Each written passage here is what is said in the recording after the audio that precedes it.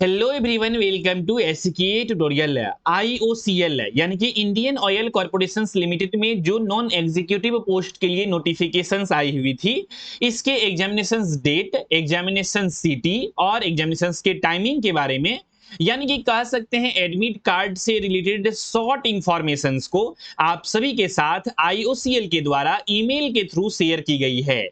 लेकिन ऐसे में कुछ कैंडिडेट को ईमेल आया ही नहीं, तो कैंडिडेट ने अलग अलग तरह के क्वेश्चंस हमारे यूट्यूब वीडियोस के कमेंट सेक्शंस में पूछा है, जैसे कि सर मुझे अभी तक ईमेल नहीं आया है, मैं क्या करूं। दूसरा क्वेश्चन है, कहीं मेरा फॉर्म रिजेक्ट तो नहीं हो गया है, और अगर रिजेक्ट हो गया है तो अभी एग्जामिनेशन फॉर्म जो फिलअप किए थे उसमें जो फी लगा था वो अभी तक रिफंड क्यों नहीं आया है। इन सभी प्रश्नों के आंसर्स को आज के इस एपिसोड में डिटेल में हम लोग समझेंगे ऑथेंटिक इंफॉर्मेशंस के साथ। लेकिन इस वीडियोस को डिटेल में शुरू करने से पहले अगर आप लोग हमारे एसके ट्यूटोरियल यूट्यूब चैनल पे पहली बार विजिट किए हैं तो इस चैनल को सब्सक्राइब कर लीजिए फॉर मोर वीडियोस की नोटिफिकेशंस को पाने के लिए। साथ ही साथ आप सभी दोस्त अगर प्रिपरेशंस करना चाहते हैं, लास्ट मोमेंट में रिवीजन करना चाहते हैं इस एग्जामिनेशंस के लिए, तो जितने भी पोस्ट के लिए नोटिफिकेशंस आए हैं जैसे कि junior engineer assistant grade 4 productions के लिए सैंपल पेपर को सॉल्व कर सकते हैं। अभी भी बैच में इनरोलमेंट ले सकते हैं। बैच में इनरोलमेंट अगर आप 1 ईयर का सब्सक्रिप्शन के साथ लेना चाहते हैं तो आपको 1000 रुपीज पे करनी है। अदरवाइज आप चाहते हैं टिल द एग्जामिनेशन तक ही सब्सक्रिप्शन रहे तो आपको सिर्फ और सिर्फ 599 रुपीज को पे करके बैच में इनरोलमेंट लेनी है, जिसमें आपको कंप्लीट 10 सैंपल पेपर मिलेंगे, 2 आईओसीएल प्लांट से रिलेटेड और एक्सपीरियंस बेस्ड बुकलेट मिलेंगे जो कि क्वेश्चंस आते हैं। इसके बाद आपको मिलेंगे मॉक टेस्ट पेपर। आप किसी भी पोस्ट के लिए फॉर्म को अप्लाई किए हैं, सभी पोस्ट के लिए हमारे पास सैंपल पेपर अवेलेबल हैं। कुछ एक आध पोस्ट को छोड़ करके ऑलमोस्ट सभी पोस्ट के लिए सैंपल पेपर अवेलेबल हैं। इसको लेने के लिए आप लोग सिंपल में गूगल प्ले स्टोर से एसके ट्यूटोरियल ऐप को डाउनलोड कर सकते हैं या फिर डायरेक्टली हमारे वेबसाइट पे विजिट कर सकते हैं www.sktutorial.org पर। चलिए अब आते हैं हम लोग टॉपिक पे। यहां पर आपके स्क्रीन के ऊपर दिख रहा होगा ऑफिशियल नोटिफिकेशंस, इसको हम लोग देखते हैं। इस नोटिफिकेशंस में सारी चीजें बताई गई है। देखिए, ईमेल जो है किसी किसी कैंडिडेट को नहीं आया है तो वो रीजन ये भी रीजन हो सकता है कि हो सकता है उनका ईमेल स्पैम में चला गया होगा। आया होगा आपके मेल पे, चेक कर सकते हैं स्पैम फोल्डर में।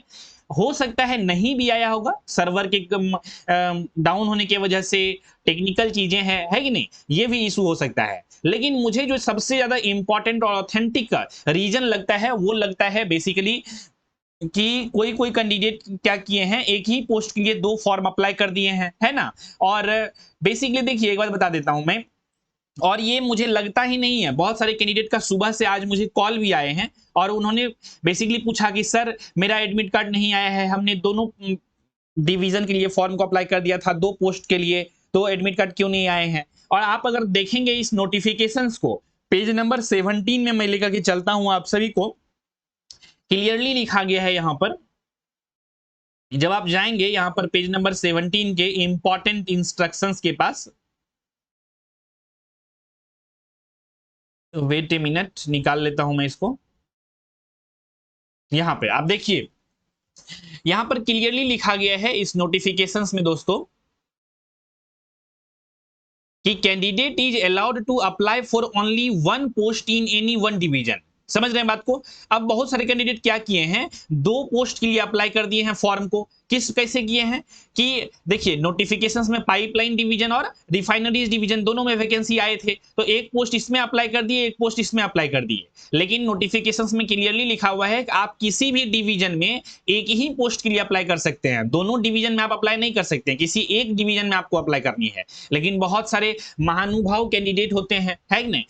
मतलब क्या बताऊं मैं, एज ए टीचर बहुत गुस्सा आता है इन सभी कैंडिडेट के ऊपर, और यही लोग एक्चुअल में भीड़ बढ़ाने के लिए होते हैं कॉम्पिटिटिव एग्जामिनेशंस में, कि ठीक से नोटिफिकेशंस को भी नहीं पढ़ेंगे। और मैं जब नोटिफिकेशंस वाले वीडियोस को बनाता हूं तो चिल्ला चिल्ला करके हर एक वीडियोस में सबको बताता हूं सभी चीजें। इसके बावजूद भी इस तरह के कैंडिडेट कर लेते हैं गलती, और फिर फोन करके बेसिकली हमारे जो मेंबर्स हैं जो कॉल रिसीव करते हैं, आप सभी का टेली कॉलर जो जॉब करते हैं यहाँ पे, तो उनको पूरा एकदम दिमाग खाते रहते हैं कॉल कर करके बीच बीच में, है कि नहीं। मेरा ऐसे है, ऐसे समस्या हो गया, एडमिट कार्ड नहीं आया, ईमेल नहीं आया, अपना खुद गलती करके परेशान होने लगते हैं। ठीक है। तो ये सब कैंडिडेट ही आपका एग्जामिनेशंस में भीड़ बढ़ाने के लिए होता है, बहुत अच्छी से इस चीजों को आप लोग समझ लीजिए। ठीक है, रियल कॉम्पिटिशन आपको बहुत कम नंबर ऑफ कैंडिडेट से होता है। ठीक है, तो ये लोगों का तो फॉर्म ऐसे भी रिजेक्ट हो चुका है, अब इसको एडमिट कार्ड भी इशू नहीं होंगे, लेकिन किसको एडमिट कार्ड इशू नहीं होंगे इसको ध्यान से थोड़ा सा समझिएगा अभी। ठीक है, कहता है either for a post of particular refinery of the refineries division और either for the post of a particular location in pipeline division. तो किसी एक आपको मतलब डिवीजन में अप्लाई करनी है पोस्ट को, ठीक है, फॉर्म को। फिर कहता है in case of recipient more than one application for more than one post by the same candidate all the applications will be समरली rejected. Clearly लिखा हुआ है, जब एप्लीकेशन को रिजेक्ट कर दिया जाएगा तो एडमिट कार्ड काहे रिलीज करेंगे, वो काहे आपको वो मेल भेजेंगे। चीजें समझ में आ रही है ना आप सभी को। इसके बाद देखिए, in case of more than one applications received for same candidate post in same division, अगर आप पाइपलाइन डिवीजन में ही दो पोस्ट के लिए फॉर्म को अप्लाई कर दिए हैं तो जो पहला वाला फॉर्म भरे थे वो रिजेक्ट हो जाएगा, जो बाद में भरे हैं उसको कंसीडर किया जाएगा। समझ में आया। अगर आप रिफाइनरी डिवीजन में फॉर्म को अप्लाई किए हैं तो पहला पोस्ट पे भी फॉर्म अप्लाई किए थे, दूसरा पोस्ट पे भी अप्लाई कर दिए, तो पहला वाला फॉर्म रिजेक्ट कर दिया जाएगा, दूसरा वाला को वैलिड माना जाएगा। ठीक है, और अगर आपने सिर्फ और सिर्फ एक ही पोस्ट के लिए एक ही डिवीजन में अप्लाई किए हैं तो आपको कोई दिक्कत नहीं होने वाला है, आपको एडमिट कार्ड भी आएंगे, एग्जाम भी देने जाएंगे, सब कुछ बहुत अच्छा से स्मूथली आपके साथ होगा। ठीक है, चलिए आगे बढ़ते हैं। यहाँ पर क्लियरली लिखा हुआ है लास्ट सक्सेसफुली सबमिटेड एप्लीकेशन जो होगा ओनली कंसीडर किया जाएगा for the post of prior application को कंसीडर किया जाएगा इनवैलिड। जैसा कि हमने बताया कि पहले जो फॉर्म को आप भरे होंगे, ठीक है, वो क्या किया जाएगा, इनवैलिड माना जाएगा। तो आई होप इस चीजों को आप समझ गए होंगे। इसके बाद बात करते हैं कि जिसका भी एप्लीकेशन को रिजेक्ट किया जाएगा तो फिर वही कैंडिडेट लोग, जिसका एप्लीकेशन रिजेक्ट होगा वही लोग बेवकूफ की तरह क्वेश्चन पूछते हैं, सर रिफंड क्यों नहीं आया है। हर एक इंफॉर्मेशन आपको नोटिफिकेशन में दी गई है, जो इसी के पेज नंबर 17 में ही अगर मैं यहाँ पर देखूं तो बेसिकली क्लियरली मेंशन है इस चीजों के बारे में भी। आप देख लीजिए यहाँ पर क्या लिखा हुआ है कि जो भी फी लगेगा ₹300 एग्जामिनेशन फॉर्म फी, वो नॉन रिफंडेबल होगा। तो रिजेक्ट भी हो गया तो आपको रिफंड वो क्यों करेंगे, एक तो आप गलती भी करें और ऊपर से रिफंड का एक्सपेक्टेशन भी रखें, ये बिल्कुल गलत चीजें हैं। ठीक है दोस्तों, तो यहाँ पे रिफंड नहीं होने वाला है, ये चीजें क्लियरली समझ में आ गई, नोटिफिकेशंस में क्लियरली लिखा हुआ है।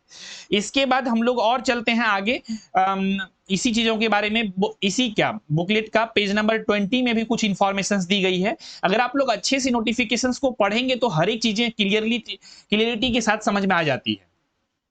ठीक है,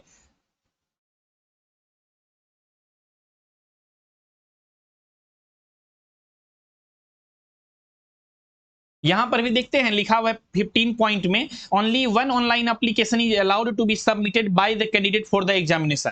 ठीक है, ये चीजें यहां पर क्लियरली लिखा हुआ है।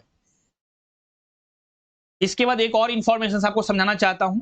देखिए, किसी किसी कैंडिडेट को ईमेल नहीं आए हैं अगर टेक्निकल इशू के वजह से, तो यहां पर क्लियरली लिखा हुआ है IOCL will not be responsible for any loss, non delivery of email, any other communication due to invalid wrong email ID, mailbox being full incorrect, contact details furnished by the candidate. अब बहुत सारे candidate ने क्या बोला है कि sir हमने form fill up करने वक्त जो ईमेल डाली थी वो ईमेल को गलत डाल दिया था, तो उसके लिए IOCL रिस्पॉन्सिबल नहीं है। आप अगर सीरियस नहीं है तो दूसरा क्यों होगा सीरियस आपके लिए, समझ रहे बातों को। तो अगर आपको नहीं आया है ईमेल तो एक रीजन तो मान सकते हैं कि टेक्निकल इशू हो सकता है, सर्वर डाउन हो सकता है, तो इस वजह से नहीं आए हैं, तो आपको बहुत ज्यादा उदास नहीं होनी है। ठीक है, तो आपको जस्ट इंफॉर्मेशन से अपडेट रहनी है।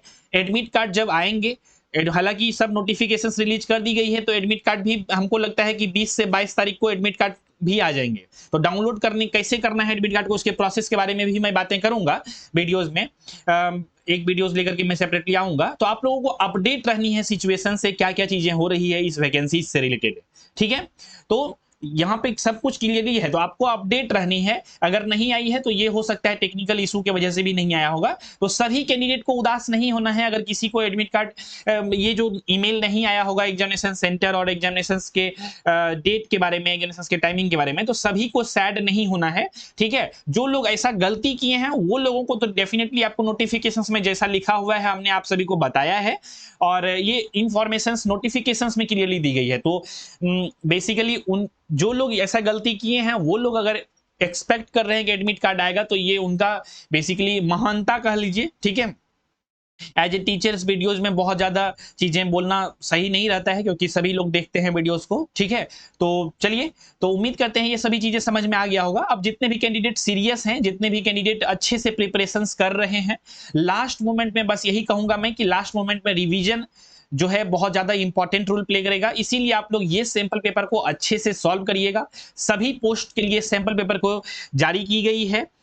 और आप सभी के सूचना के लिए मैं बता देता हूं कि IOCL के ऑफिशियल वेबसाइट पर भी एक डेमो CBT एग्जामिनेशंस के जो होंगे वो लिंक एक्टिवेट किए जाएंगे। डेमो के रूप में आप एग्जामिनेशंस दे सकते हैं। हालांकि वो जस्ट एक फॉर्मेलिटीज रहेगा कि ऐसे ऐसे एग्जामिनेशंस होंगे ऑनलाइन में, वो गाइड करने के लिए, ठीक है। तो आप लोग अगर प्रिपरेशंस करना चाहते हैं तो ये सैंपल पेपर को डाउनलोड कर लीजिएगा गूगल प्ले स्टोर से, SK ट्यूटोरियल ऐप को डाउनलोड करके बैच में इनरोलमेंट लेकर के। जैसा कि मैंने सभी चीजों को आपको स्टार्टिंग में भी बता दिया है कि अगर सैंपल पेपर सिर्फ लेना चाहते हैं तो 600 रुपीज के अप्रॉक्स में पेमेंट करके आप लोग बैच में इंडोर मतलब सैंपल पेपर को सॉल्व कर सकते हैं। उसमें बुकलेट भी है, सभी चीजें हैं। और सभी पोस्ट के लिए है, टेक्निकल अटेंडेंट के पोस्ट के लिए, जूनियर इंजीनियर असिस्टेंट ग्रेड 4 के पोस्ट के लिए, सभी के लिए है, अवेलेबल है वहां पे। तो आई होप आप सभी चीजों को समझ गए होंगे। किसी भी तरह का डाउट है, क्वेश्चन है, कंफ्यूजन है, तो आप जो है इस वीडियोस के कमेंट सेक्शंस में लिख करके पूछ सकते हैं। और मैं लास्ट में यही कहूंगा आप सभी से कि बहुत ज्यादा आप लोगों को सैड नहीं होनी है। एडमिट कार्ड जब आएंगे आप लोग डाउनलोड कर लीजिएगा। रिजेक्ट किसके किसके फॉर्म होंगे वो सभी चीजें आप लोग समझ गए होंगे, और किसको ईमेल नहीं आए हैं वो भी समझ गए होंगे।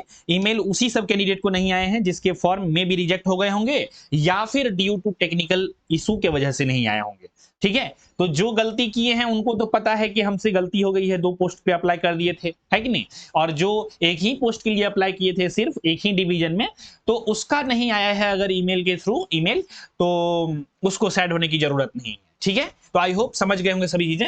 वीडियो पसंद आया तो इस वीडियो को लाइक कर दीजिएगा, शेयर कर दीजिएगा अपने फ्रेंड के साथ। तो इसी विचार के साथ रखते हैं आज के इस एपिसोड में, बस इतना ही। मिलेंगे बहुत जल्दी अगले एपिसोड में, तब तक के नमस्कार, जय हिंद, वंदे मातरम।